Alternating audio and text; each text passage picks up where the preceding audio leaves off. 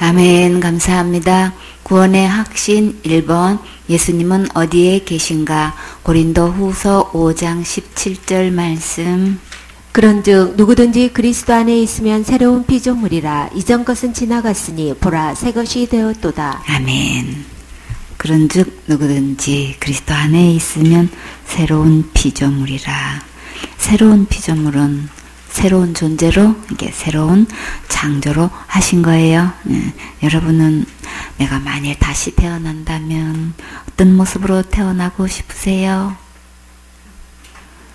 제가 하나도 없고 또 건강하고, 그쵸? 아름답고 또 품이 있고 우아하고 멋지고 슬기롭고 지혜롭고 총명하게 태어났으면 좋겠지요.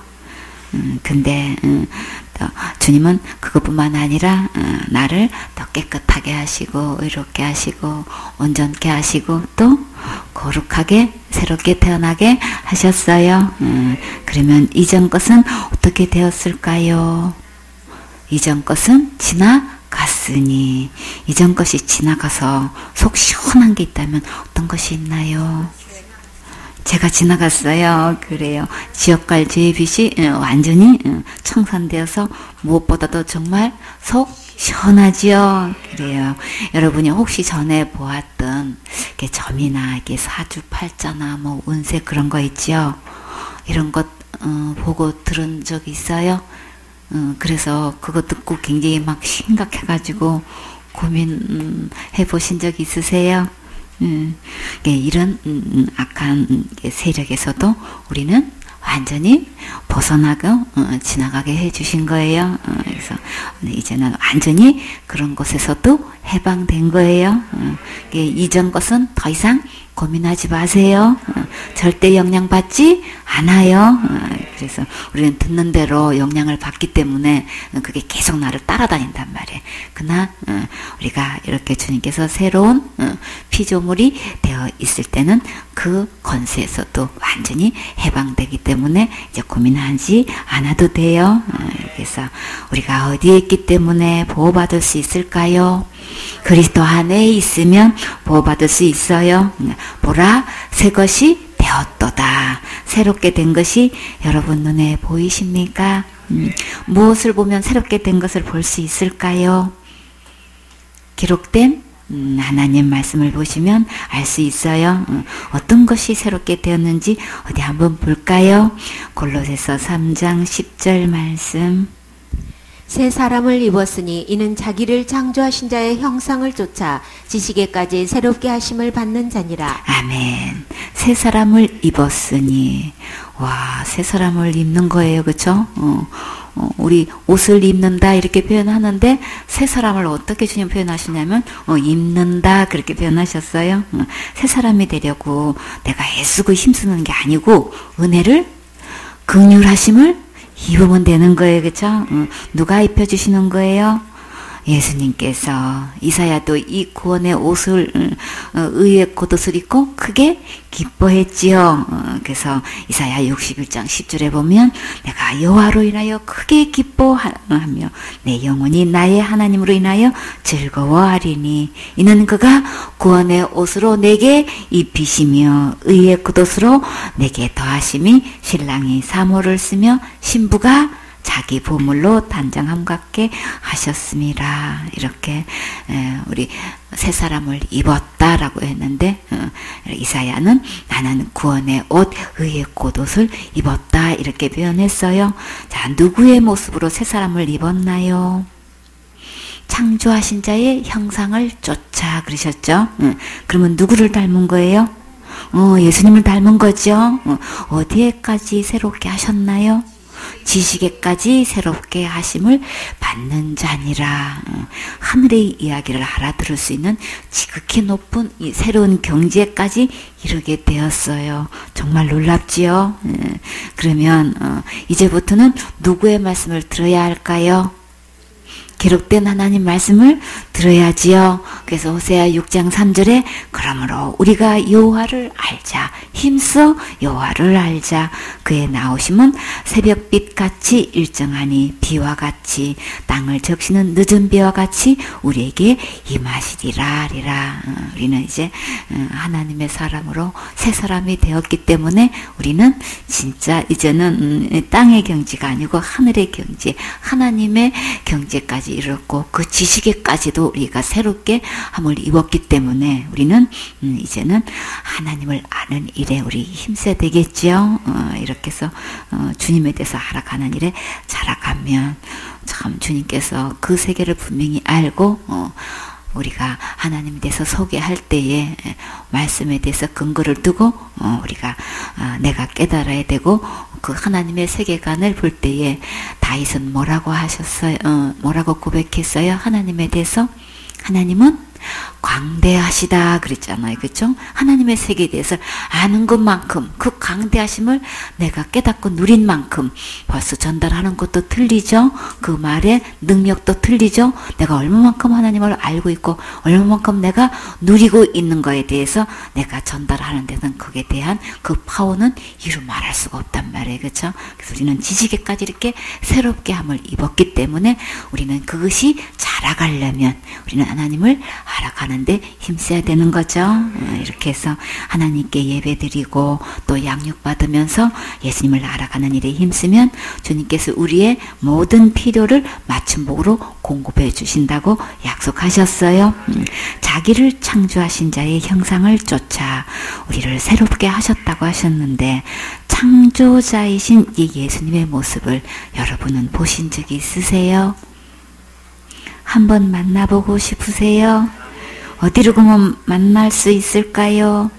그렇죠. 성경에서 만나볼 수 있지요.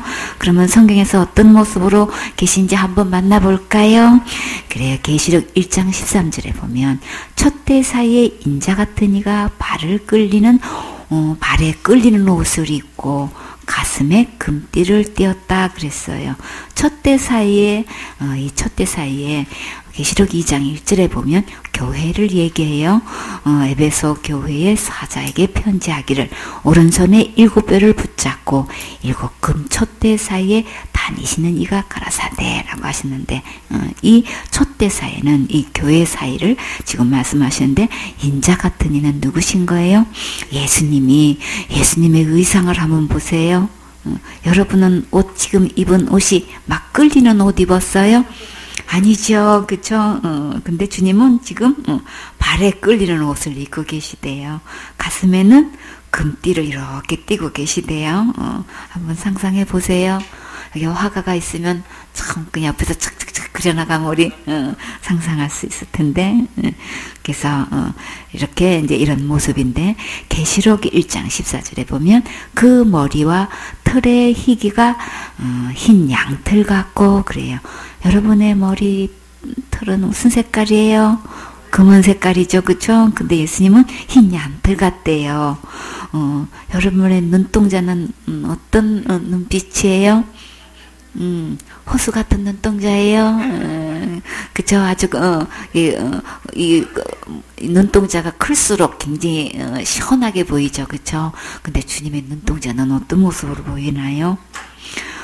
그의 눈은 예수님의 눈은 불꽃 같아요. 여러분의 눈이 불꽃 같으면 어떤 모습이 보여질까? 불빛이 막 번쩍번쩍 하는 것처럼 보여진다면 불꽃 하면 우리는 붉게 보이잖아요. 그쵸? 붉은 빛을 띠고 이렇게 보이는데 하얀 백발의 머리에다가 이렇게 눈이 굉장히 불꽃 같다면 어떤 모습이 상상이 되시나요?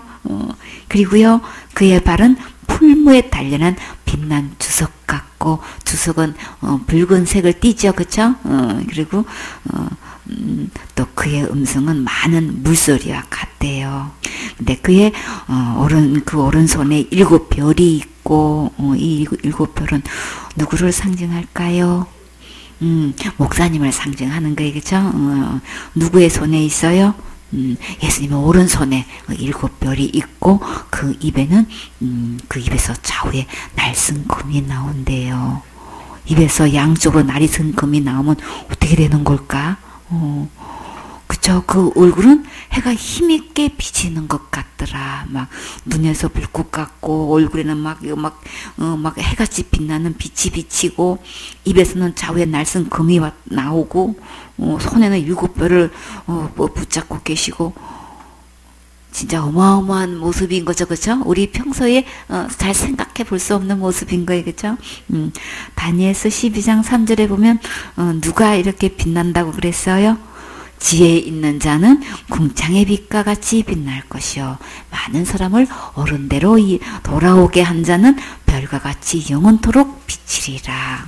근데 우리가 주님의 모습으로 주님의 자녀로 우리 태어났잖아요. 그렇죠? 새로운 피조물이라 그러니까 한번 봐라 그러면서 새로운 피조물이다. 이전 것은 지나갔다라고 했는데 우리의 모습이 어떻게 주님이 해같이 빛나는 것처럼 우리도 어떻게 해요? 별과 같이 영원토록 비치리라. 그리고 궁창의 빛과 같이 빛날 것이다. 이렇게 말씀하시는 것처럼 우리가 새롭게 그렇게 태어난 거예요. 그렇게 이제 새로운 피조물이 된 거예요. 주님의 형상대로 주님의 모양을 보면 우리가 어떤 모습인지 우리 조금 상상이 가지요. 이렇게 해서 다니엘서 10장 4절에 보면 또 예수님을 어떻게 표현하시냐면 정월 24일에 정월 24일이면 1월 24일이죠. 내가 히데겔이라 하는 큰 강가에 있었는데 누가 본 거예요? 다니엘이 본 이제 예수님을 한번 봐봐요. 여기서 히데겔이란 뜻은 화살처럼 빠르게 흐른다는 뜻이에요. 이게 히브리어는 티그리스 강을 이야기하는데 고대 국가제 아수르 동편으로 흐르고 있었어요. 터키에서 이제 발원하여서 이라크를 거쳐서 이제 페르시아만으로 이렇게 빠지는데 지금은 이제 이라크가 이제 그곳에 있어요. 그래서 5절에 보면 그때에 내가 눈을 들어 바라본 적 한 사람이 세마포 옷을 입었고 누구실까요? 예수님. 아까는 발에 끌리는 옷을 입으셨다고 했죠. 여기서는 세마포 옷을 입으신 거예요. 그 끌리는 옷이 이제 세마포 옷인 거예요. 허리에는 우바서 정금띠를 띄었다. 아까 가슴에 금띠를 띄었는가 여기서 우바서 정금띠를 띄었다는 게 같은 모습이죠, 그렇죠? 6절에 그 몸은 항옥 같고 아까 주석 같다 그랬죠. 이게 항옥은 붉은 빛을 띠는 거예요. 그래서 몸은 항옥 같고 그 얼굴은 번갯빛 같고 와 번갯이 뭐 번쩍번쩍하는 그 한번 생각해봐요, 그렇죠? 그 얼굴에서 광채가 비치는데 완전히 번갯처럼 그냥 번쩍번쩍하는 거 한번 보기만 해도 그냥 그리고 그 눈은 막 햇불 같다 그랬어요. 막 타오르는 햇불같처럼 이게 그리고 그 팔과 발은 빛난 녹과 같고 그 말소리는 무리의 소리와 같더라. 아까는 물소리와 같다 그랬죠. 여기서 이제 또 무리의 소리와 같다고 이렇게 표현을 했어요. 그래서 아까 본 말씀하고 이 말씀하고 비슷하죠, 그쵸? 모습이 각자 보는 관점에서 이제 예수님의 본 모습을 이렇게 이제 설명을 표현을 한 건데 계시록 11장 15절에 보면 일곱째 천사가 나팔을 불매 하늘에 큰 음성들이 나서 가로되 세상 나라가 우리 주와 그 그리스도의 나라가 되어 그가 세세토록 왕노릇 하시로다 하니 이 예수님이 어떤 분이신가 했더니 그 나라를 그리스도의 나라다 이렇게 표현했어요. 그죠? 예수님의 나라인 거예요. 근데 그가 그 나라에서 뭐 하는 거예요? 왕 노릇 하신다고 하셨어요. 우리나라의 왕 노릇은 몇 년 기한 있나요? 5년밖에 안 돼요. 그쵸? 근데 이 그리스도의 나라에서 이 왕노릇은 언제까지 하는 거예요? 세세토록 왕노릇 하시리로다. 그러니까 하나님께서 만왕의 왕 중에 왕이시고 만왕의 왕이신데 그리스도의 나라라고 표현하시면서 왕노릇을 하시는데 세세토록 하시는 분이시다. 이렇게 금띠를 띠고 막 흰 아주 그냥 희기가 양털 같고 막 불꽃 같고 막 해같이 빛나고 이런 막 끌리는 옷을 입고 이런 모습을 그분은 어떤 분이신가 했더니 그리스도의 나라에서 세세토록 왕노릇 하시는 분. 그래서 그럼 우리는 뭐 어떤 노릇 할까요? 베드로전서 2장 9절에 보니까 오직 너희는 택하신 족속이요 왕같은 제사장들이요 거룩한 나라요 그의 소유된 백성이니 이는 너희를 어두운 데서 불러내어 그의 귀한 빛에 들어가게 하신 자의 아름다운 덕을 선전하게 하려 하심이라. 그럼 우리는 거기서 뭐예요? 우리는 택하신 족속이래요. 그리고요 제사장이래요. 어떤 제사장? 왕같은 제사장들이요. 그 나라는 어떤 나라? 거룩한 나라요. 그의 소유된 백성이니 예수님께 소유된 우리가 백성이 되는 거예요. 어두운 데서 우리를 불러내가지고 사단의 건세에서 흑암의 건세에서 우리를 불러내서 그의 귀한 빛에 들어가게 하신 자다. 그 나라는 신기한 빛이 비치는 나라지요. 그렇죠? 우리 무지개 색깔만 봐도 얼마나 그냥 아름다워요. 그렇죠? 가다가 그냥 갑자기 무지개만 보면 우리도 모르게 와 무지개다 하고 한우승이 터지죠. 그렇죠? 일곱 색깔 무지개 색깔만 봐도 너무나 좋은데 그 나라에는 귀한 빛이 있어가지고 그냥 진짜 오색찬란한 빛이 비치면 너무나 아름답잖아요. 그렇죠? 밤에 아주 맑을 때에 높은 산에 올라가서 우리 서울 시내만 내려다봐도 그만 아주 보석처럼 박혀있는 것처럼 뭐 그것만 봐도 진짜 신기하고 고속도로에 막 그 가로등이 쫙 비쳐있는 그것만 봐도 굉장히 멋지잖아요. 그렇죠? 근데 그 나라에는 귀한 빛이 그냥 가득한 그것이래요. 그 빛에 들어가게 하신 자다. 그럼 어딜까요? 하늘나라지요. 그 하늘에 들어가게 하신 것은 진짜 아름다운 거죠. 그렇죠? 그래서 주님께서 우리를 불러내서 어두운 데서 불러내가지고 이 귀한 나라에 들어가게 하신 이 아름다운 덕을 우리는 어떻게 해야 돼요? 자랑해야 되죠. 선전해야 되지요. 전파해야 되지요. 거기서 우리는 어떤 노릇 한다고요? 왕 같은 제사장 노릇을 하고 있는 거예요. 그렇죠? 참 보라 새 것이 되었도다라고 하시더니 진짜 우리를 이렇게 왕 같은 제사장으로 왕 같은 제사장 노릇 한 사람이 누구였나요? 제일 먼저 누구를 꼽을 수 있어요? 사무엘을 꼽을 수 있죠. 그쵸? 그 시대의 진짜 왕 같은 제사장이잖아요. 그쵸? 우리가 그런 위치에서 그렇게 왕 노릇을 할 수 있는 참 주님께서 뭐라고 하시더니 진짜 하나님은 하나님답게 일을 이루어 놓으시고 우리에게 뭐라고 하셔요. 진짜 우리 지식에까지 새롭다고 하셨는데 우리 이거 막 권력적으로 볼 때도 이거 어마어마하게 새롭게 해 놓으셨죠. 이게 우리 상상도 할 수 없는 거예요. 그쵸? 그리스도 안에 있으면 주님께서 이렇게 놀랍게 우리를 이렇게 아름답게 변화시켜 주셔서 거듭나게 하셔가지고 우리에게 세세토록 누리도록 주님께서 이렇게 은혜를 베풀어 주신 거예요. 그렇죠? 그렇기 때문에 우리는 누구 말씀 들어야 될까요? 예수님 말씀 들으셔야 되는 거죠. 그렇죠? 예수님 말씀에 아멘 해야 되겠죠? 주님께서 뭐라고 하면 우리는 오직 주님만 바라봐야 되겠죠. 내가 한 것 바라보다가는 이거 누리지 못하면 누가 손해요? 나만 손해잖아요. 그렇죠? 주님이 하신 일, 주님께서 뭐라고 하신 일, 그거를 볼 수 있는 눈이 있다면, 그것을 보았다면 우리는 내가 가지고 있는 거 어떻게 해요? 빨리 버릴 수 있게 되는 거죠. 그거 붙들지 않아요. 그렇죠? 나만 봤을 때는 이게 너무 아깝고 이게 왜 뭐가 잘못됐다고 하지만 주님의 해놓으신 거 어마어마한 거 그거 보면은 그냥 저절로 놔지게 되잖아요. 그냥 버리게 되어 있죠. 그러니까 우리는 누구 바라봐야 돼요? 주님 바라봐야 돼요. 주님께서 보라 새 것이 되었도다. 이렇게 완전하게 새롭게 해놓은 이 완전히 우리가 상상도 못하는 그 놀라운 찬란한 그 세계를 우리가 말씀을 통해서 볼 수 있다면 우리 그냥 고집부리지 않고 다 내려놓을 수 있지요. 9절에 다시 밤이 없겠고 등불과 햇빛이 쓸데없으니 그 하늘나라에는 낮에만 있대요. 밤이 없대요. 주님은 빛이시라 그러셨죠? 이게 밤이 쓸데없어. 그러니까 자동적으로 등불도 필요 없고 햇빛도 필요 없어요. 그쵸? 그러니까 지금 많이 보세요. 지금 그게는데 그러면 이제 이런 형광등이고 뭐고 그냥 그런 거 이제 못 보잖아요. 그쵸? 근데 그때 필요가 없어. 주님도 빛이시지만 우리는 빛의 다녀라 그러셨잖아요. 우리 자체에서 빛이 나니까 그쵸? 이 등불이 전혀 필요 없고 햇빛 자체도 전혀 필요 없어요. 그쵸? 빛 대신 주님이 계시니까 함께 계시니까 얼마나 진짜 좋아요. 다 그런 건 이제 쓸데없대요. 진짜 이전 것은 지나갔으니 이제 이런 것도 다 지나갈 날이 이제 곧 있죠. 멀지 않았어요. 그쵸? 이는 주 하나님이 저에게 빛이심이라. 왜 쓸데없는가 했더니 주님이 빛이시고 주님이 비춰주시기 때문에 쓸데없다고 주님은 말씀하셨어요. 그뿐만 아니라 저희가 세세토록 왕노릇 하리로다. 누가요?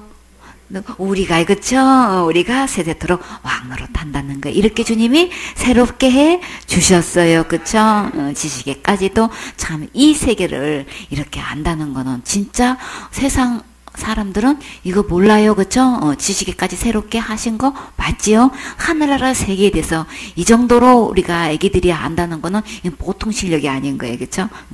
이렇게 진짜 지식에까지 새로운 경지에 이르게 해 주셨고 그 말씀이 그대로 믿어지고 또 아멘 될 수 있는 은혜를 입게 해 주셨어요. 정말 주님께서 보라고 하실 때는 이 세상에서 볼 수 없는 정말 진귀하고 신기하고 놀라운 것 볼거리 너무 많지요.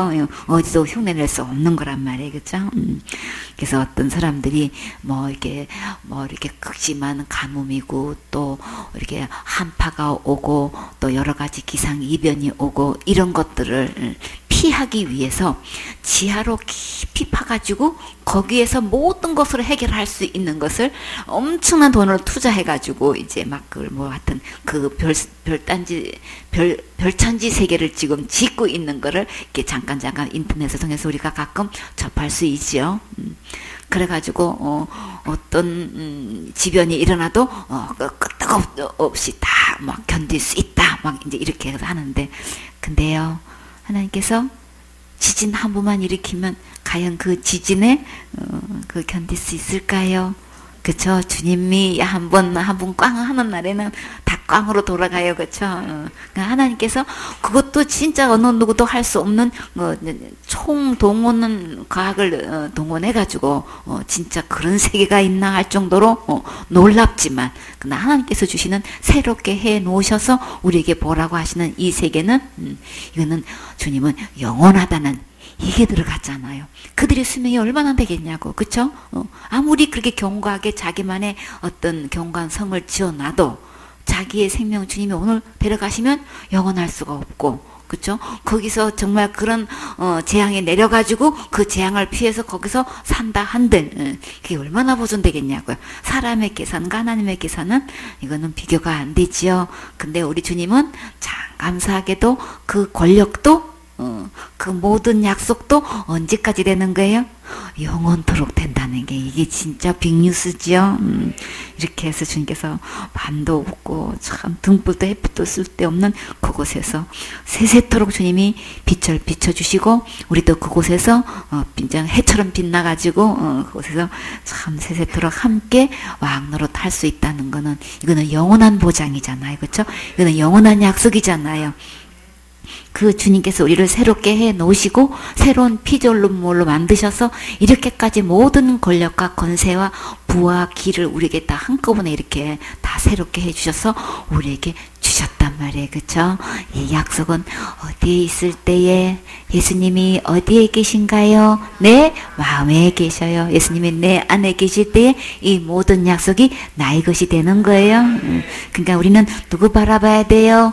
예수님 바라봐야 돼요. 그쵸? 그러니까 예수님께서 그 입으로 하신 말씀에 우리 아멘하고 그 아멘에 순종할 때에 이 모든 것을 누릴 수 있는 주인공 될 수 있는 거죠.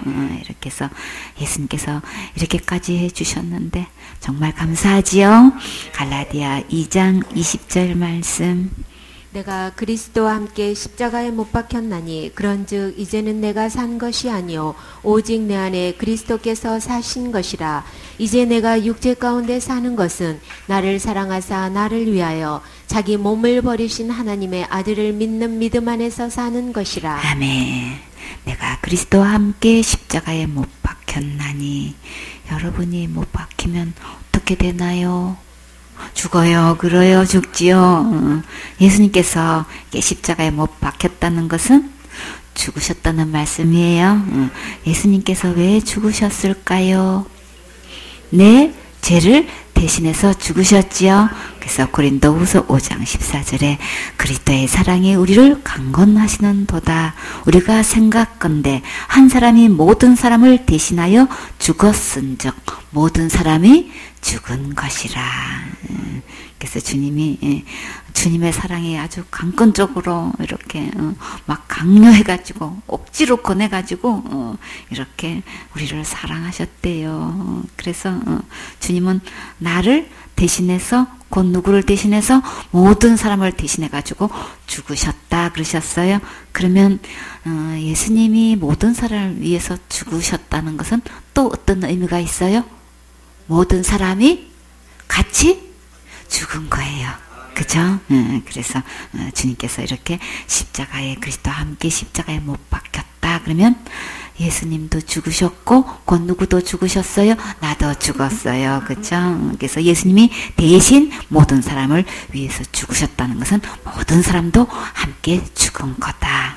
15절에 저가 모든 사람을 대신하여 죽으심은 산 자들로 하여금 다시는 저희 자신을 위하여 살지 않고 오직 저희를 대신하여 죽었다가 다시 사신 자를 위하여 살게 하려 하심이라.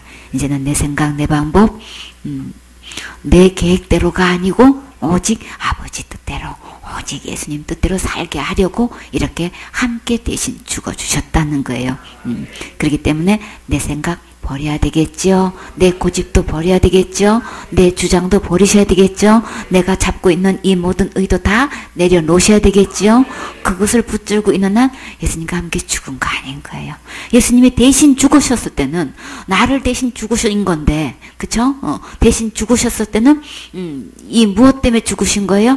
죄값 때문에 죽으신 거죠. 내가 율법에 의해서 보면은 나는 지옥 갈 수밖에 없고 죽을 수밖에 없는 죄인인데 내가 지은 죄로 내가 죽으면 나는 거기서 나올 수가 없잖아요. 그쵸? 그래서 그냥 그대로 두면 어디 가니까 지옥 가잖아요. 그래서 주님이 오셔서 주님의 그 사랑으로 강건해가지고 대신 이렇게 죽으셨는데 근데 이 사랑이 헛되지 않도록 우리는 그 사랑을 아멘하고 받아들이셔야 되겠죠. 이렇게 죽기까지 나를 사랑하시는 그 사랑 앞에서 아멘하고 받아들이고 내 생각을 내려놓으면 주님께서 새롭게 해놓으신 이 모든 것 나에게 주시려고 하시는 거예요.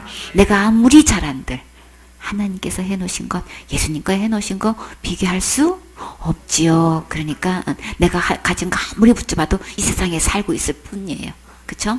근데 주님이 주신 것은 영원한 거잖아요. 영원히 세세토록 왕노릇하고 모든 거 누릴 수 있게끔 이렇게 우리에게 주시려고 이미 주셨다고 하셨죠. 그쵸? 누리라고 주셨는데 그러려면은 내가 이렇게 내 대신 죽으신 이 예수님이 어디에 계셔야 되는 거예요? 내 안에 계셔야 되는. 진짜 예수님이 내 안에 계시려면 예수님과 함께 십자가에 죽어야 되는 거예요. 내가 한 것 붙잡고 있는 거는 죽은 거 아닌 거예요. 모든 것을 내려놓고 예수님과 함께 죽으면 예수님과 함께 부활해요. 그래서 로마서 6장 11절에 이와 같이 너희도 너희 자신을 죄에 대하여는 죽은 자요 그리스도 예수 안에서 하나님을 대하여는 산 자로 여길지어다. 예수님께서 십자가에 나와 함께 죽으셨다면 뭐 때문에 죽었다고요? 죄 때문에 죽었고 또 그런데요 율법 안에서는 이미 죽음으로 죄값을 지불했는데 하나님 앞에서는 하나님은 나를 어떻게 보신다고요? 산 자로 여길지어다. 와, 하나님은 나를 죽은 자로 보시는 게 아니고 살아있는 자로 보신단 말이에요. 그쵸? 그러니까 우리는 예수님과 함께 십자가에 함께 죽어야 되겠지요. 주님은 이 모든 것을 우리가 할 수 없기 때문에 죄값을 지불할 수 없기 때문에 주님은 몸으로 오셔서 이렇게 대신 죽으시고 부활하셔서 지옥 갈 죄값은 다 해결하시고 하나님 앞에서 살려놓고 이 모든 것을 받아 누릴 수 있도록 은혜를 베풀어 주셨어요. 내가 할 수 있는 것 아무도 없어요. 그래서 예수님이 다 해 놓으셨어요. 주님은 갚을 것이 없는지라. 우리는 죗값을 갚을 수가 없어요. 그러니까 내가 가지고 있는 것, 내가 한 것, 그걸로는 계산이 안 되니까 빨리 내려놓으시고, 내려놓으면 우리 주님은 그거를 다 상급으로 계산하셔요. 그걸로는 내 제 문제를 해결할 수 없고 내가 하늘나라 갈 수는 없어요. 그러니까 안심하시고 빨리 내려놓으시고, 주님께서 이렇게 대신 죽으시고 부활하셔서 이렇게 나를 대신해서 완전하게 이루어오신 이 모든 것 받아 누리는 오늘 주인공 되세요.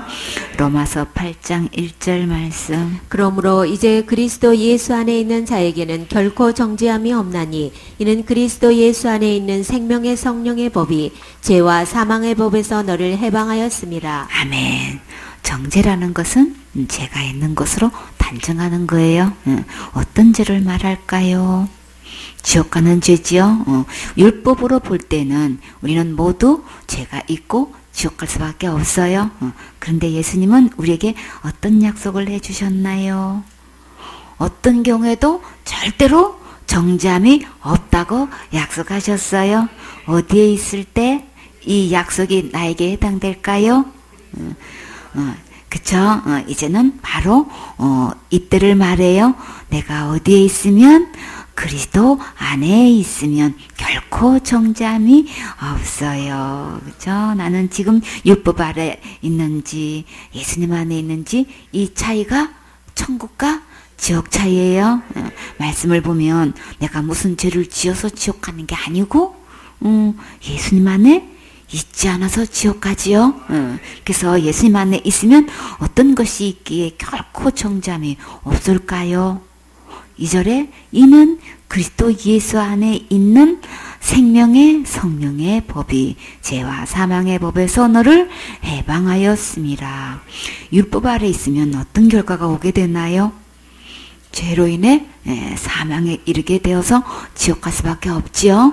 근데 이렇게 그래서 율법을 죄와 사망의 법이라고 지금 말씀하셨는데 이 법에서 우리는 아무도 스스로 벗어날 수가 없다는 거예요. 그렇죠? 우리 이걸 깨달아야 되는 거예요. 왜요?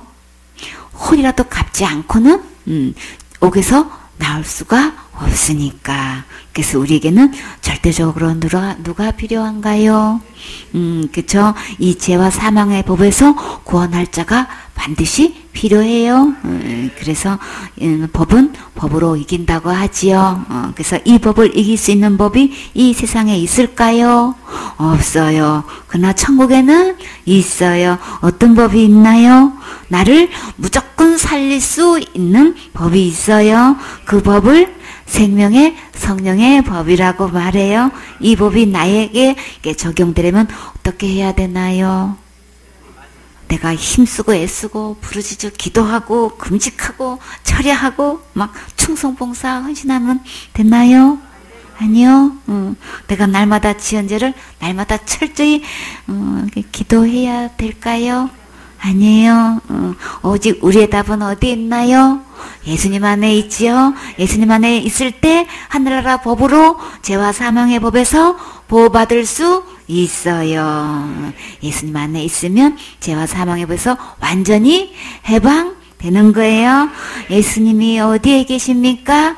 내 안에 계셔요. 그래요. 죄와 사망의 법에서 해방되셨습니까? 아멘. 생명의 성령의 법으로 보장받으셨습니까? 아멘. 이 모든 약속은 누가 보장해 주실까요?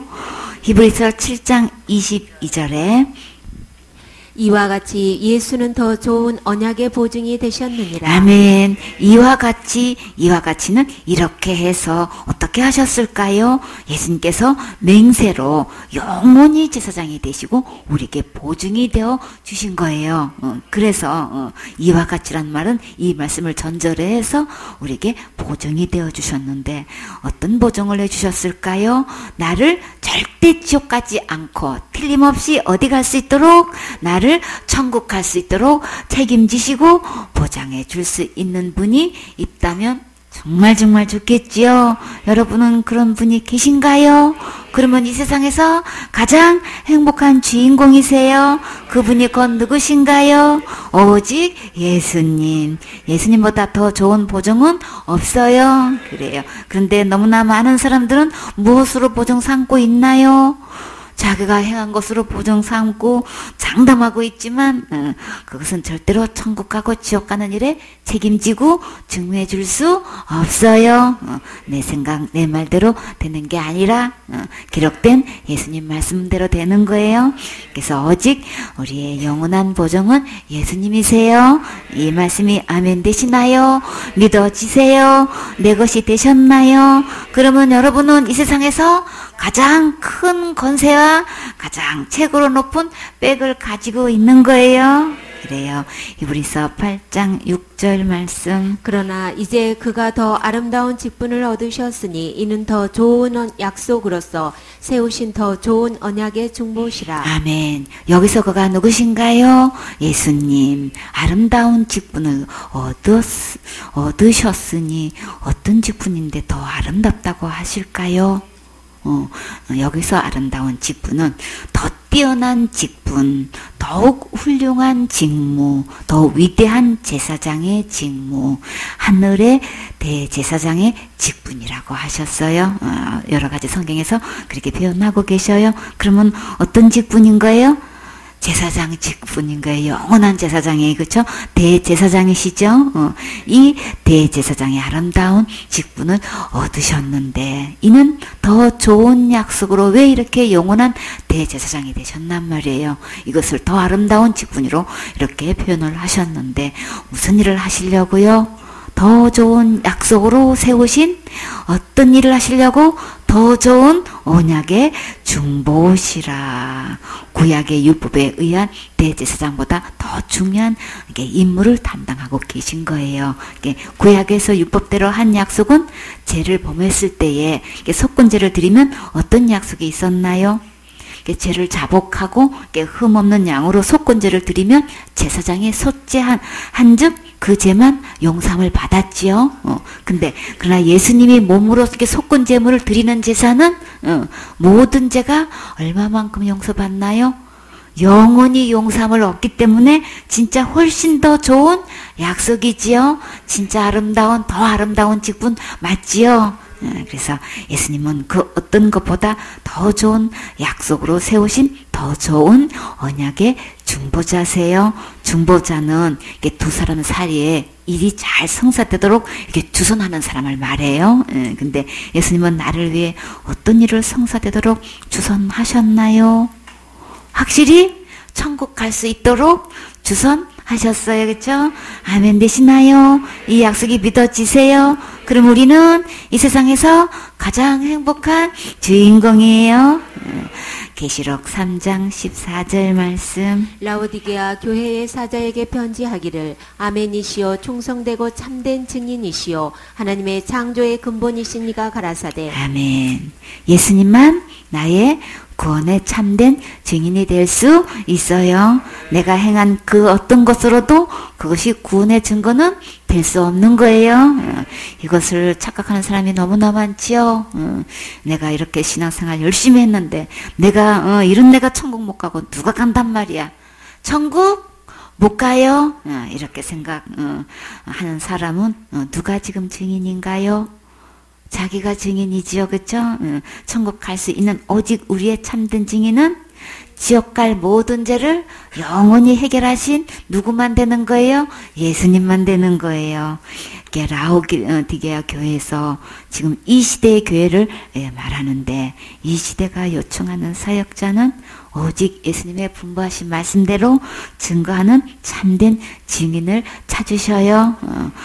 내 생각, 내 주장, 내 교리, 내 학설, 내 신앙, 내 전통을 다 버리고 오직 충성되고 참된 증인이시고 창조의 근본이신 예수님만 전하는 사역자가 되시겠습니까?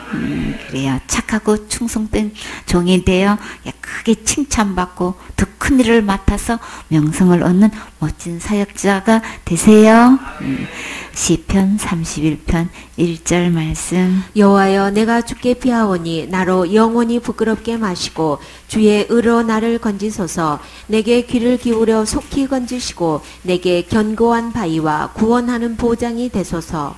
주는 나의 반석과 산성이시니 그러므로 주의 이름을 인하여 나를 인도하시고 지도하소서. 아멘.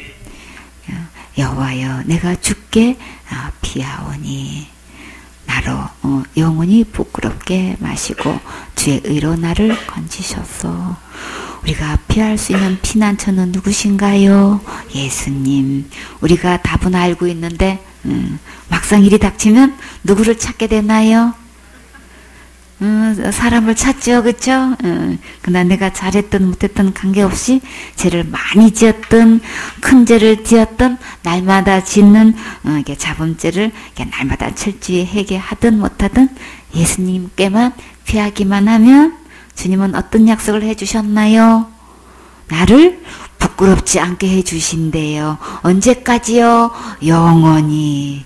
오직 나를 영원히 부끄럽지 않고 건져줄 수 있는 것은 무엇으로만 될 수 있을까요? 예수님의 의로만 건질 수 있지요. 영원한 부끄러움은 어디에 가는 걸까요? 지옥 가는 거지요. 그래요. 그 무서운 지옥에서 벌거벗은 몸으로 불구덩이에서 뜨거운 고통을 받는다면 정말 끔찍하겠지요. 근데 그곳에서 나를 속히 건져주신다면 정말 감사하겠지요. 이 절에 내게 귀를 기울여 속히 건지시고 내게 견고한 바위와 구원하는 보장이 되소서. 누구 죄를 속히 건져주셔야 되겠어요? 내 죄를 속히 건져주셔야지요. 구원은 무엇으로부터 구원이에요? 죄로부터 구원이지요. 지옥 갈 죄로부터 구원하는 것은 누가 하는 거예요? 예수님이 하시는 거죠. 근데 날마다 하시는데 지금 누구 보고 해결하라고 하고 있어요? 자기가 해야 한다고 가르치지요. 이게 다른 복음이고 이게 다른 교훈이고 이게 다른 계명이에요. 이렇게 듣고 이렇게 믿고 이렇게 하고 있는 사람은 자기가 지금 구원의 보장을 하고 있기 때문에 그 상태로는 다른 곳에 가요. 그래서 내게 견고한 바위와 구원의 보장은 예수님이 되지 않으면 우리는 단 한 명도 스스로 구원할 수 없지요. 동요함이 없이 확고하고 굳고 단단한 견고한 바위 되시는 예수님만 나를 지옥 갈 죄에서 구원하셨어요. 이 예수님이 구원의 보장이 되어 있는지, 내가 구원의 보장이 되고 있는지 자신의 믿음을 점검하세요. 다윗은 자기의 믿음을 어떻게 간증했나요? 3절에 주는 나의 반석과 산성이시니. 주는 나의 아주 안전하고 견고하고 든든한 반석과 산성이시라고 고백을 했어요. 주의 이름의 뜻은 죄에서 구원할 자는 예수님이시죠. 그래서 예수님만 나의 구원이시니 나를 인도하여 가르쳐 이끌어 주시고 나를 지도해 주세요. 이렇게 다윗은 기도했어요. 예수님의 인도하심과 지도하심을 받으려면 그러면 어떻게 해야 될까요? 예수님께서 분반 말씀대로 듣고 분반 말씀대로 믿고 분부하신 말씀대로 가르쳐야 되겠지요. 내 생각, 내 주장, 내 상식, 내 신학, 내 교리를 내려놓을 때 예수님께서 분부하신 말씀이 들려요. 여러분은 예수님의 분부하신 말씀만 듣고 믿고 순종하시겠습니까? 이제 나의 견고한 구원의 보장은 누구십니까? 예수님이 되셨습니까? 그래요. 이렇게 정말 이 다윗은 우리는 일생 동안 살면서 뭘 위해서 기도해요? 주님 이거 필요해요, 저거 필요해요, 뭐 해주세요, 어디가 아파요, 치료해주세요. 이런 기도는 우리 막 열심히 해요, 그쵸? 근데 다윗은 어떤 기도를 했어요? 참 이 경지에 이르려면 참 주님은 내게 속히 귀를 기울이셔가지고 나를 여기서 건져주시고 견고한 바위와 구원의 보장이 되소서. 오직 나의 구원의 보장이 될 수 있는 분은 여호와 하나님 뿐이십니다. 예수님 뿐이십니다. 이것을 알고 이렇게 기도하는 이 레벨을 보시라고요. 진짜 그쵸? 진짜 여호와는 광대하시다. 예수님은 강대하시다. 이것을 볼 수 있는 사람은 무엇을 보았기 때문에 오직 나의 구원의 보장은 예수님이십니다. 이거를 깨달은 사람만이 이 기도를 할 수 있고 그 간증을 할 수 있는 거예요. 그쵸? 나의 산승이십니다. 나의 반석이십니다.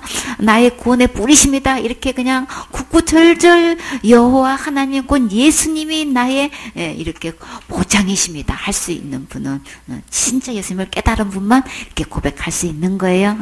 진짜 예수님 만나면 이 고백하게 되어 있어요. 이것을 선포하게 되어 있어요. 간증하게 되어 있어요. 아직도 이 예수님 못 만난 사람은 자기 거 행한 거, 자기 거 내놓기 바쁘고 자기 거 주장하기 바빠요. 그래서 열매를 보면 그들을 알지니. 다윗의 이 고백을 보라고요. 그쵸? 오직 우리의 구원의 보장은 예수님이시기 때문에 나를 이렇게 견고한 바위 아주 절대 흔들리지 않고 요동함이 없는 나를 완전히 보호할 수 있는 분, 그분은 하나님이시니까 주님 내게 귀를 기울이셔서 속히 나를 이 영원한 이 지옥의 권세에서 나를 건져주실 분은 주님이시니까 나를 건져주셔서 영원한 구원의 보장이 되어주세요 라고 기도를 했단 말이에요.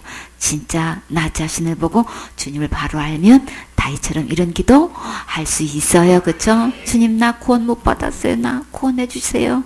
영원한 구원의 보장은 오직 예수님 뿐이에요. 이 기도가 진짜 마음에서 기도하게 되어 있지요. 끝내 고집 부리면 아직 예수님 못 만난 거예요. 그쵸? 우리 말씀을 통해서 이 말씀을 보고 다윗처럼 이 고백하는 주인공 되세요.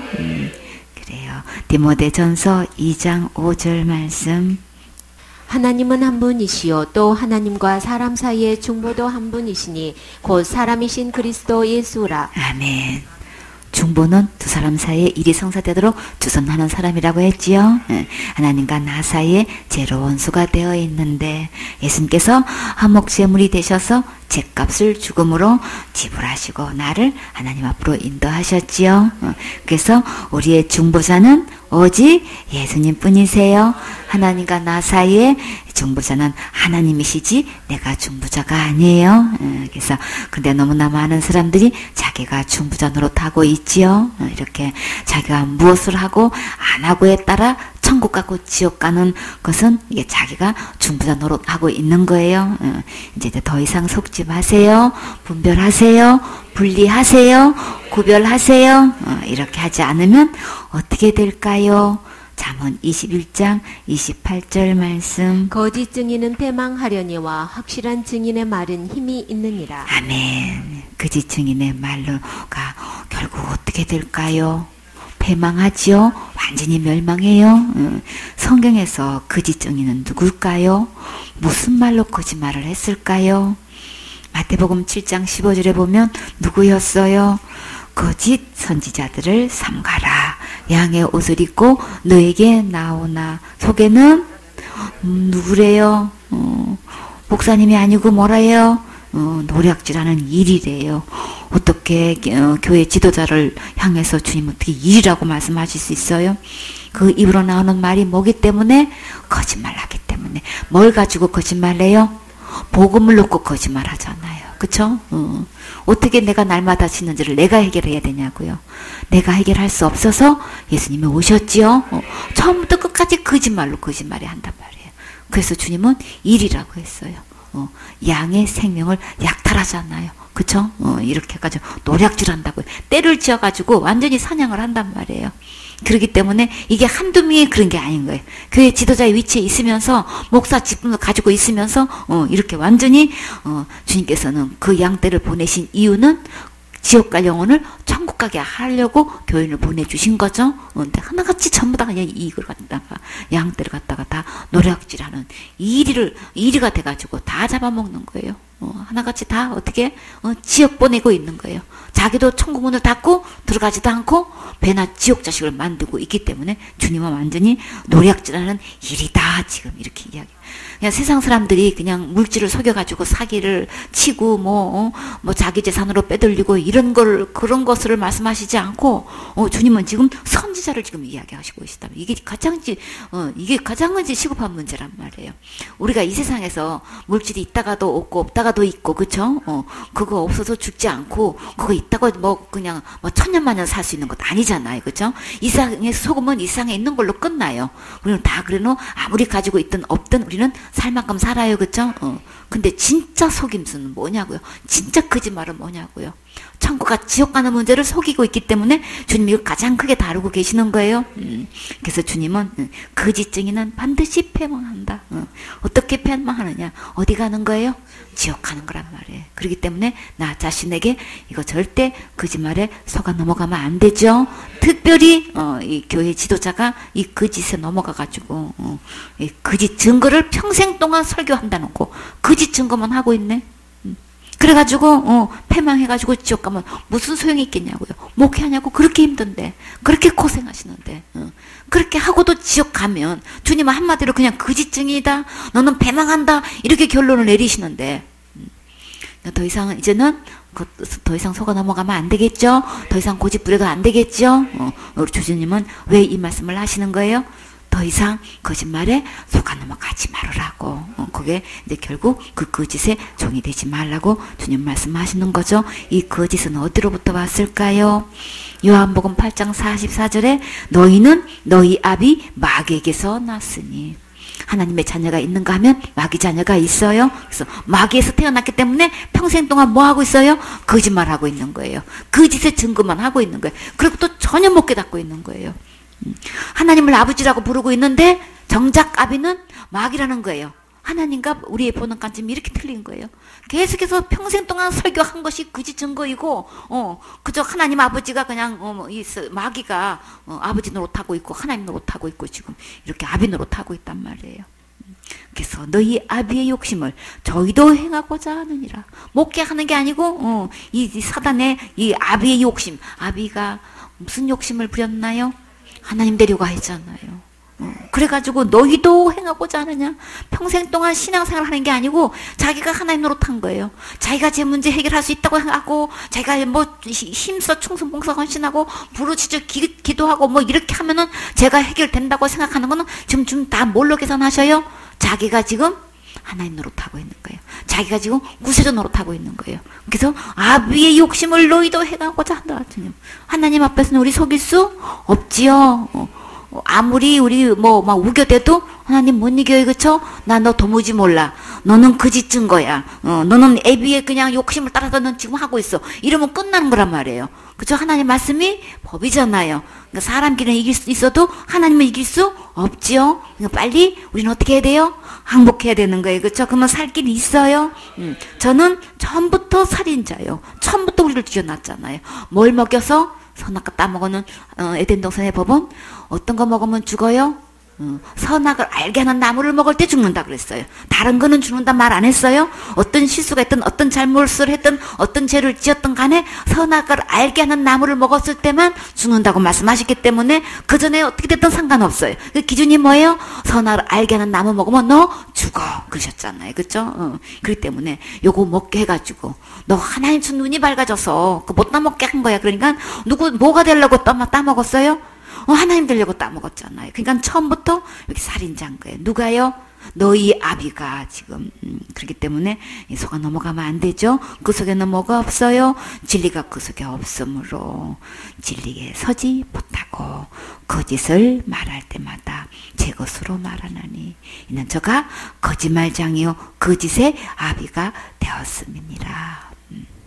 자기가 속여가지고 이렇게 처음부터 거짓말장애가 돼가지고 이렇게 속인 거 우리가 볼 수 있죠. 그 거짓말에 의해서 우리는 속고 있는 거예요.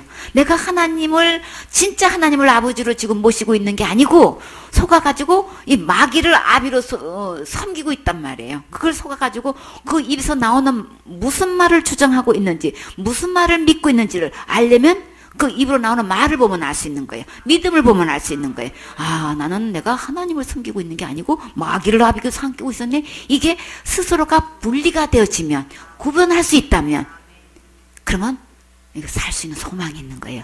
이게 구분이 안 가면 계속해서 이게 헤매가지고, 그거를 여기서 헤어나오지를 못한단 말이에요. 구분이 안 된단 말이에요.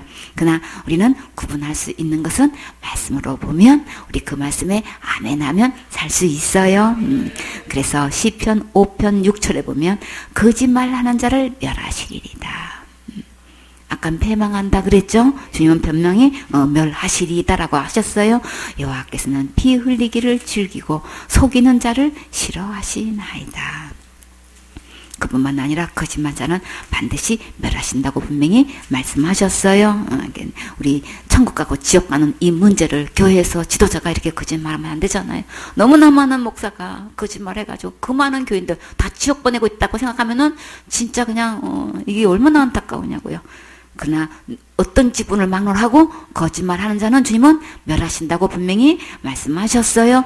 지금까지는 잘 모르고 그렇게 전해왔어도 이제부터 다시 시작하면 늦지 않아요. 하나님 말씀에 아멘하고 우리 분별할 수 있어야 되겠지요. 시편 58편 3절에 악인은 모태에서부터 멀어졌으며 나면서부터 곁길로 나아가 거짓을 말하는 도다. 우리는 아예 모태적 신앙이 아니고 모태적 지금 뭐예요? 나면서부터 곁길로 어떤 곁길로 나가서 아주 거짓맛을 말하는도다. 나면서부터 그냥 거짓말을 한대요. 어떡해요? 참 우리 이거 나면서부터 곁길로 나가지고 거짓말하는 건 우리 몰랐지요. 모태적 죄인이고 죄악 가운데서 태어났다는 건 알았는데 나면서부터 이렇게 그냥 이렇게 거짓말을 말한대요. 참 이것은 왜 그런 거예요? 너희 아비 마귀가 압이라서 그런 거예요. 그렇죠? 잠언 12장 17절에 진리를 말하는 자는 의를 나타내어도 거짓 증인은 계율을 말하느니라. 거짓 증인은 그냥 끝까지 아주 간사스럽고 교막의 속임수로 어떻게든 진리 아닌 복음 아닌 것을 이렇게 진리인 척 복음인 척 해가지고 이렇게 가리킨단 말이에요. 아주 유사하게 유사품을 만들어 놓고 우리 교회 목사님은 그래도 가끔 복음 설교 하셔. 그걸로 뭐가 복음 전하는 건 줄 알아.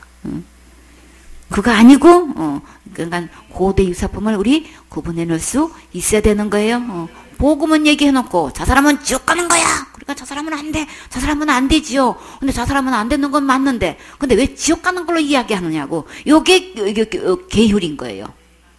지옥은 누가 가는 거예요? 예수님? 안 믿어서 지옥 가는 거지. 거기다가 왜 지옥 가는 걸 결부시키는 거냐고. 자살하지 말라는 말로 고민하는 거는 맞는데 왜 그걸로 지옥으로 결부시키냐고. 그러면 자살해서 지옥 가기로 말하면 600여세까지 다 그거 다 얘기해야 되는 거죠. 그 사람은 누가 뭐래도 율법 아래에 있는 신앙, 율법 아래에 있는 믿음이란 말이에요. 얘는 어차피 그렇게 말하는 목사는 천국 못 가요. 왜? 은혜 아래에 있는 게 아니고 믿음 안에 있는 게 아니고 예수님 안에 있는 게 아니고 어디 안에 있기 때문에 율법 아래에 있기 때문에 그 천국 못 간단 말이에요. 이렇게 진리를 말하는 자는 의를 나타내어도 누구 의를 나타낼까요?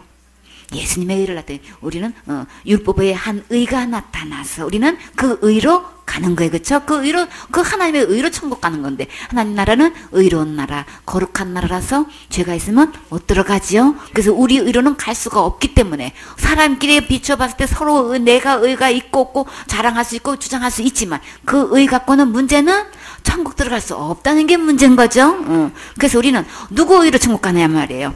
예수님 의로 간단 말이에요. 그래서 진리를 말한 자는 의를 나타내어도 누구의 의를 나타내냐 말이에요. 예수님의 의를 나타내는 거죠. 진리 되시는 예수님의 그 의로 가기 때문에 예수님의 의를 나타내지 않을 수가 없는 거예요. 근데요, 거짓 증인은 계율을 말하느니라. 어떻게든 속여가지고 누구 의로 간다는 거예요. 예수님의 의로 온데 간 데가 없고 전부 다 내가 뭘 한 걸로 간다고 이렇게 속이고 있잖아요. 여기 계율 맞지요? 진짜 간사하게 우리 교묘하게 우리를 속이고 있단 말이에요. 충성봉사 헌신 나쁜 거 아니죠? 그거는 지극히 해야 되는 거고 했을 때 우리는 기쁘고 또 하나님께 영광이 되고 그거는 또 영원한 상급이 되는 거예요. 너무나 좋은 거예요. 너무나 귀한 거예요. 근데 요것을 어떻게 계율로 속였어요? 그렇게 안 하면 지옥 가는 걸로, 그렇게 해야만 천국 가는 거로. 그럼 뭘 속이고 있는 거예요? 진리에 대한 하나님의 의를 속이고 있는 거예요. 그쵸? 내 의로 충성봉사 헌신한 걸로 천국 가고 지옥 가는 걸로 이렇게 교묘하게 속이고 있단 말이에요. 그렇기 때문에 진짜 이거는 망하는 거 맞지요? 그래서 이거는 진짜 진리를 깨달았고 예수님을 만났고 예수님의 의를 받아들인 사람은 이 교묘한 술수에 넘어가지 않아요? 구분할 수 있어요? 고대 유사품을 다 분별해낼 수 있어요? 그냥 속지 마세요. 속이려고 하지도 마세요. 안 속아요. 그렇기 때문에 거짓 증인은 끝까지 이렇게 교회를 얘기하지만 진짜 진리를 만난 사람은 말하는 사람은 예수님의 의를 자랑할 수 있어요. 잠언 12장 19절에 진실한 입술은 영원히 보존되거니와 거짓에는 얼마만큼이에요? 눈 깜짝일 동안만 있을 뿐이라. 아무리 사단이 이렇게 저렇게 교묘하게 속여도 그것은 눈 깜짝할 사이밖에 안 되는 거예요. 그게 천년만년 갈 것처럼 주장하고 그냥 눈을 부릅뜨고 있는데도 주장하고 호령 쳐도 소용없어요. 하나님께서 눈 깜짝일 사이 뿐인 거예요. 그렇기 때문에 그러나 진실한 입술은 오직 진리의 말씀, 예수님께서 분부하신 이 말씀을 믿고 듣고 주장하는 그 입술은 얼마만큼 보존된다고 하셨어요? 영원히 보존된다. 주님은 이렇게 영원히 이렇게 보호하고 간수해서 남기신대요. 어떻게 하시려고요? 우리가 섬긴 대로 수고한 대로 상 주시려고. 그래서 그것을 영원한 상급이라고 그래요. 그러니까 우리 진실한 입술 되셔야 되겠지요. 이제는 거짓 증거자가 되면 안 되겠지요. 그 수명은 눈 깜짝일 동안 뿐이라고 했어요. 잠언 12장 22절에 거짓 입술은 여호와께 미움을 받아도 진실이 행하는 자는 그의 기뻐하심을 받느니라. 주님은 잠잠히 계시고 계시는 것 같지만 아니고요. 지금 어떻게 해요? 거짓말 하고 있을 동안에 주님은 나를 향해서 미워하고 계신다 그랬어요. 미움 받지 마시고 사랑을 받으세요. 주님 이렇게 사랑하셔서 죽기까지 사랑하시는데 피 흘리시기까지 사랑하시는데 그 사랑을 받아야지. 하나님부터 우리가 미움을 받으면 우리가 어떻게 견디겠냔 말이에요.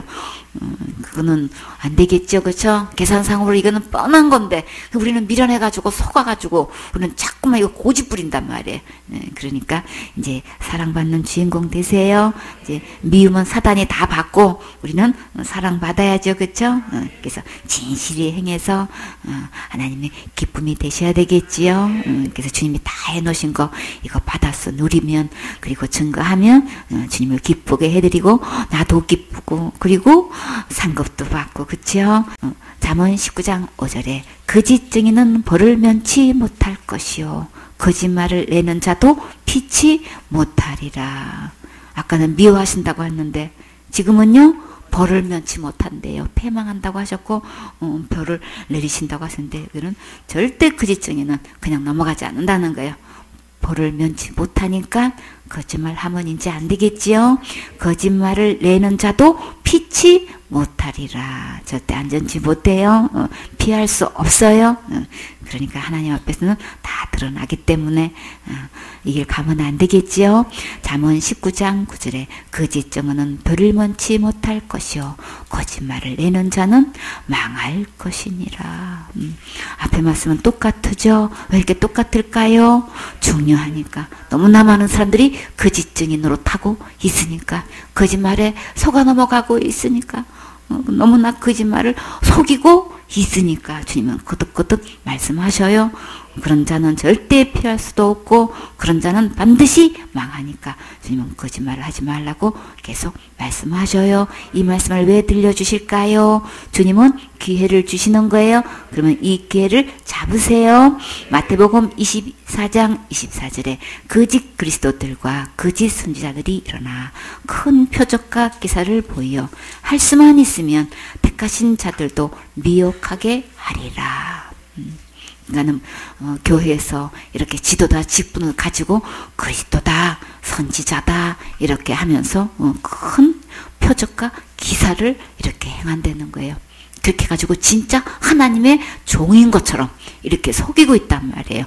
거짓 그리스도나 거짓 선지자도 이렇게 큰 기적과 표적과 기사를 이렇게 행할 수 있으니까 이것이 하나님의 참된 종 아닌 거예요. 그 구분을 해야 되는 거예요. 그 입으로 나오는 그 말씀이 진짜 복음인지 아닌지 우리는 말씀으로 돌아와서 우리 비춰볼 때에 우리는 거기서 점검 받을 수 있지요. 절대 표적과 기사가 증거 아니에요. 그걸로 다만 속일 뿐인 거예요. 그렇게 가지고 택하신 자들을 미혹하게 하리라.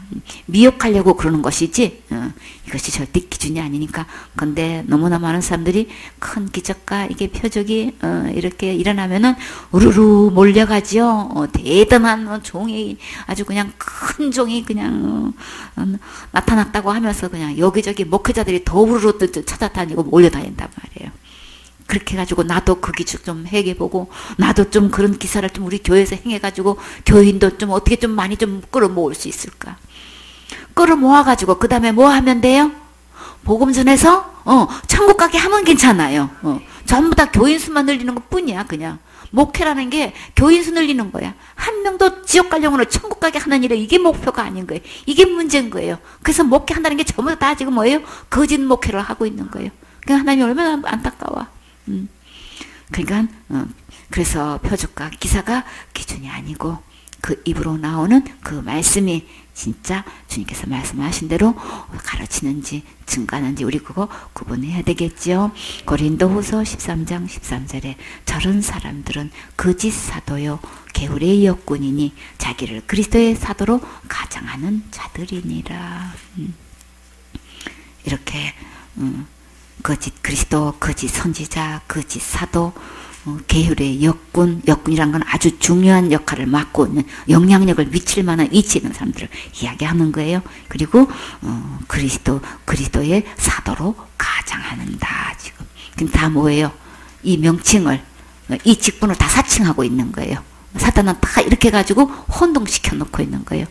아이고 목사님이신데 우리 교회 당 회장님이신데 막 이제 이렇게 해가지고 다 사칭해가지고 지금 다 거짓말로 타고 있는 거예요. 그러니까 그 직분에 속아 넘어가면 안 되겠지요. 얼마든지 이 직분을 가지고 거짓 노릇하고 있기 때문에 이거 구분하라고 말씀하시는 거예요. 그뿐만 아니라 또 어떤 것까지 가장하나요? 14절에 보니까 이것이 이상한 일이 아니라 사단도 자기를 어떤 것과 가장해요? 강명의 천사로 가장하나니. 그러므로 사단의 일꾼들도 자기를 어떤 일꾼으로 가장해요? 의의 일꾼으로 가장하니. 그렇게 많이 배우고 그렇게 훌륭하시고 그렇게 착하시고 그렇게 좋은 일 많이 하시고 나를 위해서 얼마나 애써주시고 힘써주신 좋으신 목사님이신데 이렇게 지금 의의 일꾼으로 지금 가장한단 말이에요. 또한 큰일이 아니라 저희의 결국은 그 행위대로 되리라. 아무리 의의 일꾼으로 가장해도 하나님은 속지 않아요. 절대로 그 심는 대로 그 행위대로 된다고 말씀하셨어요. 이렇게 속여가지고 이렇게 지품까지 다 사칭해가지고 이렇게 다 가장해서 하나님의 일꾼 노릇으로 이렇게 거짓말 시켜왔지만 반드시 그 행위대로 보응 받는다고 하셨어요. 어떻게 그 행위대로 될까요? 계시록 20장 10절에 보니까 또 저희를 미혹하는 마귀가 불과 유황못에 던지우니 거기는 그 짐승과 거짓 선지자도 있어 세세토록 밤낮 괴로움을 받으리라. 그 행위대로 어떻게 형벌을 받느냐 했더니 이렇게 지옥불에 들어가가지고 그 짐승도 거짓 선지자도 세세토록 마귀가 들어가는 그곳에 가가지고 밤낮 괴로움을 받게 된단 말이에요. 꼭 그곳에 가고 싶으십니까? 속아서 계속 고집 부리고 계속 끝끝내 주장하실 거예요? 그러시면 안 되겠죠. 주님께서 이렇게 들려주시는 거는 기회를 주시는 거예요. 어느 누구보다도 사랑하셔서 이렇게 하시는 거예요. 여기에 속아 넘어가지 마시고 빛 대신 주님 앞으로 나오셔야 되겠죠. 그래서 요한일서 4장 1절에 사랑하는 자들아 영을 다 믿지 말고 오직 영들이 하나님께 속하였나 시험하라. 많은 거짓 선지자가 세상에 나왔음이니라. 그러니까 어떤 집을 막론하고 영을 다 믿지 말고 분별하라고 주님께 말씀하셨어요. 그 영이 어디에 속해야 돼요? 하나님께 속했는지 안 속했는지 그거를 시험해 보라는 거예요. 시험해보면 우리는 금방 거짓 선지자인지 아닌지 알 수 있어요.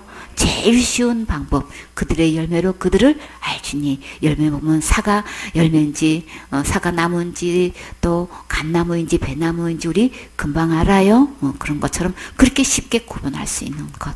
죄 문제를 어떻게 해결하는지 보면 알아요. 내가 짓는 죄로 그 죄 때문에 천국 가고 지옥 간다고 말하면은 그건 다 가짜예요. 죄와 상관없이 누구 때문에 가는 거예요? 예수님 때문에 가는 거죠. 내가 지은 죄로는 우리는 다 100% 지옥 가기 때문에 그 지은 죄로 큰 죄, 지은 죄, 작은 죄인지 이건 아무 상관없어요. 그건 사람들이 다 지어낸 얘기인 거예요. 내가 지은 죄 아무 상관없이 예수님께서 오셔서 그 죄를 위해서 대신 죽어주셨기 때문에 그 죄값을 다 지불하셔 다 해결하셨기 때문에 나는 그 어떤 율법에 의한 죄로 지옥 가는 거 아닌 거예요. 그러나 율법에 의해서 어떤 죄 지으면 지옥 간다라고 하는 건 다 가짜예요. 그렇기 때문에 거짓은 자 그냥 구분할 수 있는 거예요. 그래서 우리는 오직 내가 무엇을 짓고 안 짓고 이런 죄로 천국 가고 지옥 가는 게 아니고 예수님 안 믿어서 지옥 가는 거예요. 예수님 믿으면 어느 누구를 막론하고 천국 갈 수 있는 거예요. 예수님도 믿어야 되고 내가 행한 것도 있어야 되고 요게 다 거짓 증거자예요. 거짓 사도인 거예요. 그건 다 거짓 다른 복음인 거예요. 그냥 쉽게 구분할 수 있어요. 그러면 내가 똑바로 안 하면 지옥 가고 그렇게 신앙생활 가지고 천국 갈 수 있겠어? 이렇게 얘기하고 이런 건 다 잘못돼. 믿음을 보고 믿음이 바로가 안 돼 있으면 믿음을 체킹해서 믿음을 바르게 해주는 거는 그거는 상관없어요. 그죠? 그건 반드시 해야 되는 거예요. 그래서 정말 천국 갈 수 믿음인지 아닌지 요거를 체킹해서 그걸 다뤄줄 수 있는지 아니면 그저 무조건 내가 열심히 회개기도 해가지고 그냥 제 문제를 해결하라고 하는 건지 충성봉사 헌신 해가지고 천국 갈 수 있다든지 이런 식으로 이야기하는 거는 다 거짓 사도인 거예요. 그냥 구분할 수 있어요. 쉽게 구분될 수 있어요. 그러니까 주님이 이거 다 영들을 믿지 말고 하나님께 진정 속했는지 분별하라고 시험하라고 하셨지요. 그래서 사도행전 1장 8절에 오직 성령이 너에게 임하시면 너희가 권능을 받고 예루살렘과 온 유대와 사마리아와 땅끝까지 이르러 내 증인이 되리라 하시니라. 진짜 권능은 어떤 권능이에요? 지옥 갈 영혼 천국 가는 거죠. 그리고 내가 제일 먼저 천국 가야 되는 거죠. 그게 가장 큰 권능을 받은 거예요. 그리고요 지옥 갈 영혼을 천국 드리는 일을 하는 것이 가장 큰 권능을 받은 거지요. 그 권능으로 우리 영혼 구원 하셔야 되겠죠. 진짜 땅끝까지 사마리아 땅끝까지 가서 누구 증인 돼야 될까요? 참된 증인, 예수님 증인 돼야 되는 거죠. 내가 뭘 하는 것이 아니고 예수님이 해놓으신 것을 듣고 전할 때에, 믿고 전할 때에 이것처럼 더 큰 권능 없어요. 그래서 그 말씀을 듣고 다 구원받고 천국 갈 수 있도록 이렇게 하는 것이 가장 큰 권능을 받는 거고 이것이 가장 참된 증인이지요. 그럼 우리는 누구 말 들어야 될까요? 마태복음 28장 20절에 내가 너에게 분반 모든 것을 가르쳐 지키게 하라. 그쵸? 예수님께서 분반 우리 말씀 이 말씀 들어야 되겠죠. 그쵸? 그 말씀 배워야 되겠죠. 그 말씀 그대로 우리 지키게 해야 되겠죠. 그렇게 할 때에 주님은 내가 세상 끝날까지 너희와 항상 함께 있으리라 하시니라.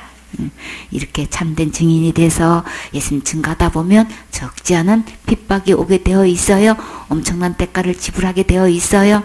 그래도 끝까지 주님 분부하신 말씀을 증거하게 되면 주님이 반드시 함께 있겠다고 약속해 주셨어요. 그러니까 두려워하지 마시고 겁내지 마시고 자기를 자책하지 마시고 끝까지 복음을 전하세요. 굽히지 마세요.